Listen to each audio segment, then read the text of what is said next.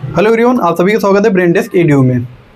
Name reaction में आज जो रिएक्शन हम डिस्कस करने वाले हुए हैं फ्रीडल-क्राफ्ट एल्काइलेशन। ओके, इसमें जो वर्ड दिया गया है आपका एल्काइलेशन, इसका मतलब ये है कि कोई एक एल्काइल ग्रुप कहीं ना कहीं इंट्रोड्यूस होने वाला है और सिंपली कहाँ इंट्रोड्यूस होने वाला है, तो वो है आपकी एक एरोमेटिक रिंग। ठीक है, इसीलिए हम अगर देखें तो ये एक तरह की इलेक्ट्रोफिलिक एरोमेटिक सब्स्टिट्यूशन रिएक्शन है। What is the meaning of electrophilic aromatic substitution? So aromatic को पहले यहाँ छोड़ते हैं, हम बात कर लेते हैं कि इलेक्ट्रोफिलिक और सब्स्टिट्यूशन का मतलब क्या है।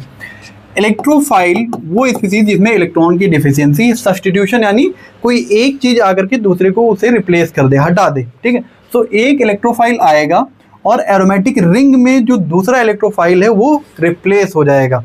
ठीक है ना, इसीलिए इस रिएक्शन को बोला गया electrophilic aromatic substitution reaction, which is very important for the synthesis of alkyl substituted benzene derivative, या फिर बेंजीन ना कह के आप कह सकते हैं alkyl substituted aromatic derivative. Okay, इसमें अगर हम बात करें there are certain conditions are, सबसे पहली बात तो ये कि रिएजेंट जो हम यूज कर रहे हैं कि कोई aromatic compound, for example benzene, then alkyl halides like RCl, RBr। RCl का सीधा सा मतलब है CH3 Cl से रिलेटेड। ठीक है, कोई एक alkyl halide, anhydrous AlCl3 which is used as a catalyst, और ये एक लुईस एसिड है। AlCl3 का एक लुईस एसिड है। ठीक है, which have tendency to accept to attract the electrons. Moisture free condition होनी चाहिए।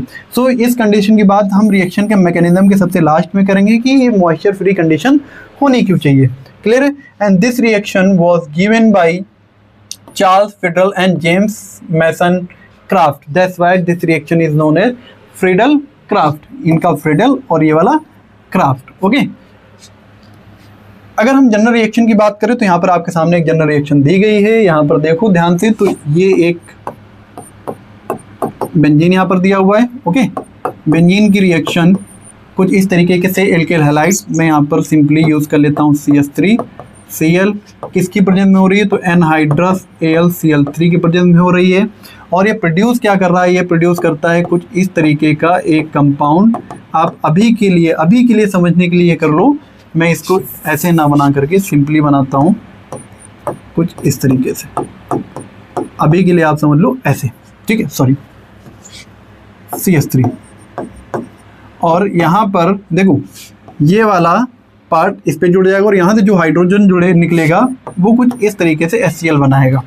अब ये समझने के लिए है, बिल्कुल भी मैकेनिज्म ऐसा नहीं होता कि यहाँ से Cl हटा और यहाँ से H निकला और ये जुड़ गया, नहीं ऐसा नहीं होता। ये हम देखेंगे मैकेनिज्म में कि मैकेनिज्म होता कैसा है। तो आप हेडिंग लगाएंगे मैकेनिज्म। मैकेनिज्म की जब हम बात करते हैं तो इस रिएक्शन का जो मैकेनिज्म है वो 3 स्टेप में होता है। कौन कौन से 3 स्टेप होते हैं? सबसे जो पहला स्टेप है वो है आपका जनरेशन ऑफ इलेक्ट्रोफाइल। सबसे पहला जो जनरेशन ऑफ इलेक्ट्रोफाइल। ठीक है, जनरेशन ऑफ इलेक्ट्रोफाइल। कैसे जनरेट होगा इलेक्ट्रोफाइल, ध्यान से समझो जरा। सबसे पहले यहाँ पर CH3 Cl जो दिया हुआ है,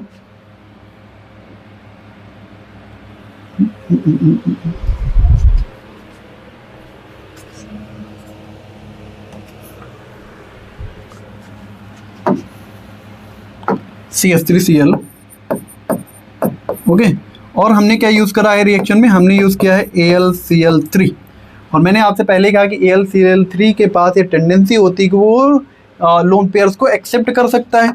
होगा क्या, ड्यू टू हायर इलेक्ट्रोनिगेटिविटी ये इलेक्ट्रॉन इधर की तरफ शिफ्ट होंगे, इधर निगेटिव इधर पॉजिटिव होगा। अब ध्यान से समझो, ये जैसे जैसे इधर की तरफ जा रहा होगा इधर की तरफ पॉजिटिव चार्ज आ रहा होगा। तो सिंपली जो आपका AlCl3 है वो इस Cl के साथ में एक बढ़िया सा कोऑर्डिनेट बॉन्ड बनाएगा। ठीक, क्या बनाएगा? Coordinate bond. और इस पे पॉजिटिव चार्ज और इधर की तरफ नेगेटिव चार्ज, ये दोनों मिल करके अगर मैं यहाँ से इसे रफ करूँ या आगे की तरफ लिखता हूँ तो ये बनाएगा AlCl4 नेगेटिव। और नेगेटिव क्यों? क्योंकि इस Cl के ऊपर देखो नेगेटिव है। कहाँ है? Cl के ऊपर, Al के ऊपर नहीं है, Cl के ऊपर नेगेटिव है। और उसके साथ साथ में ये बनाएगा एक carbocation which is CH3, alkyl carbocation बना देगा। ठीक है, मिथाइल कार्बोकेटाइन बन गया। सेकेंड जो स्टेप है हमारा, ये तो हो गया नंबर 1। सेकेंड स्टेप की जब हम बात करेंगे तो सेकेंड स्टेप जो है वो है अटैक ऑफ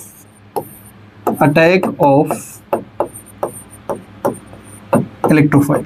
और कहाँ अटैक हो रहा है तो अभी ध्यान से देखोगे तो हमने एल्किल हैलाइड का यूज़ करा है और AlCl3 का यूज़ किया, अभी कहीं भी हमने बेंजीन का यूज़ नहीं करा। तो अब हम बात करेंगे यहाँ पर जो आपके सामने बेंजीन है, कुछ इस तरीके से हमने बेंजीन को लिया और जो आपका कार्बोकटायन है CH3 पॉजिटिव, उस कार्बोकटायन को लिया।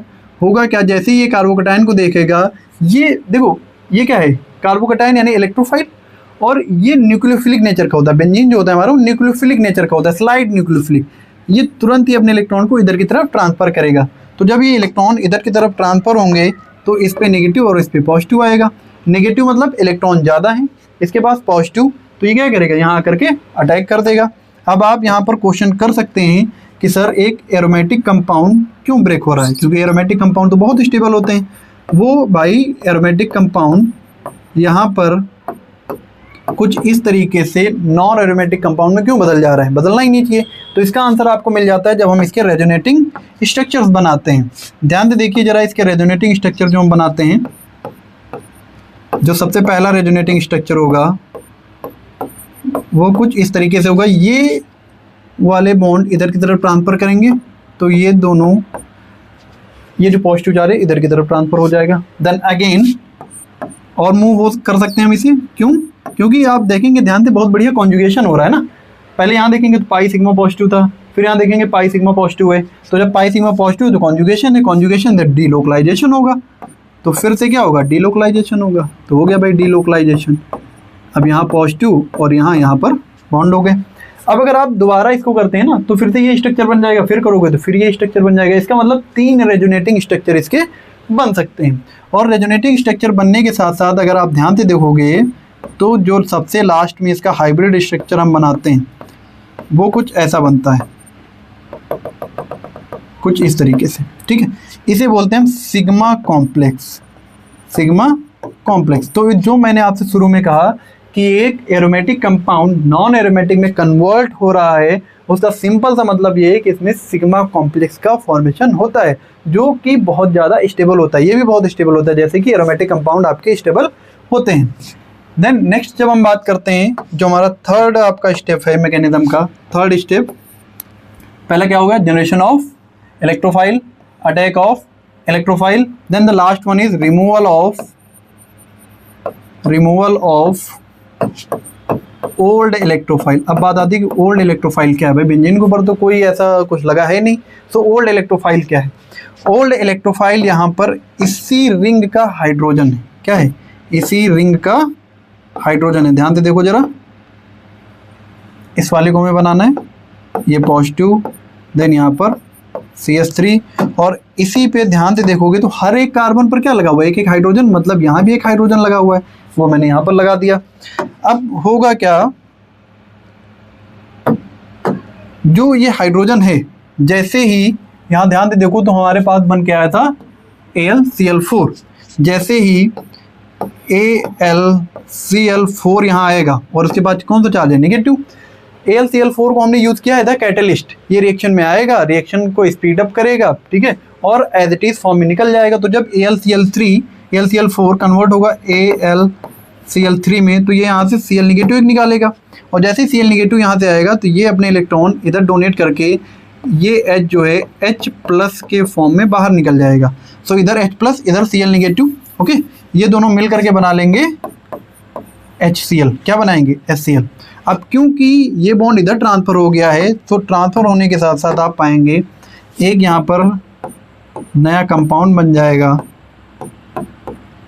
जो कि है टोलुइन, ठीक है, जो कि क्या है, टोलुइन। सो ये कंप्लीट मैकेनिज्म है अबाउट द फ्रीडल-क्राफ्ट एल्काइलेशन। और एल्काइलेशन क्यों बोला गया, क्योंकि ध्यान से आप देखेंगे तो इस रिंग में एक अल्काइल ग्रुप आकर के जुड़ गया, ये एरोमेटिक कंपाउंड में क्या जुड़ गया, एक अल्काइल ग्रुप आकर के जुड़ गया। अब हम बात कर लेते हैं कि रिएक्शन की कंडीशन जो है वो मॉइस्चर फ्री ही क्यों है। इस वाले पॉइंट पे थोड़ा सा रिएक्शन की कंडीशन कैसी है, मॉइस्चर फ्री ही क्यों है। ध्यान से समझो, जो हमारा AlCl3 है, AlCl3 है, ये लोन पेयर्स को एक्सेप्ट कर सकता है। क्यों एक्सेप्ट कर सकता है, क्योंकि ये एक लुईस एसिड है। ये क्या है, लुईस एसिड है। अब अगर यहाँ पर मॉइस्चर का कंटेंट होगा तो ऑब्वियसली ऑक्सीजन होगा, और ऑक्सीजन के ऊपर क्या होते हैं, लोन पेयर्स होते हैं। ऑक्सीजन के ऊपर क्या होते हैं, लोन पेयर्स होते हैं। तो ये क्या करेगा, लोन पेयर यहाँ से अट्रैक्ट कर लेगा रेदर देन कि जो यहाँ से अट्रैक्ट कर रहा है, इस Cl से जो अट्रैक्ट कर रहा है। ओके, Cl को ये ब्रेक डाउन करेगा नहीं तो ये कोऑर्डिनेट बॉन्ड बनाएगा नहीं, और ये अगर कोऑर्डिनेट बॉन्ड नहीं बनेगा तो AlCl4 और इधर का कार्बोकैटायन का फॉर्मेशन नहीं होगा।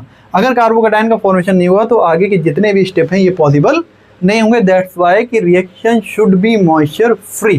कंडीशन कैसा होना चाहिए, एकदम मॉइस्चर फ्री होना चाहिए। आई होप कि आपको ये चीज़ें समझ में आ गई होंगी। फिर भी कोई क्वेश्चन है तो आप कमेंट सेक्शन में पूछ सकते हैं। Thank you.